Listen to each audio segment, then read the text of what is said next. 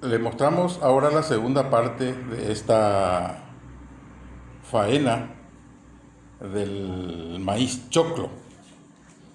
Este es el proceso para el tradicional chipaguazú en nuestro país, el Paraguay, ¿eh?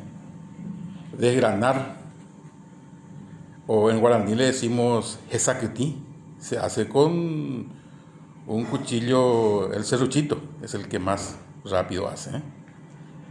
A un costado podemos ver cómo queda después de desgranar el choclo.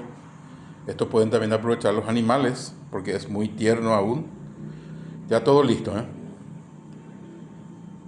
Abatique o choclo para el tradicional chipaguazú.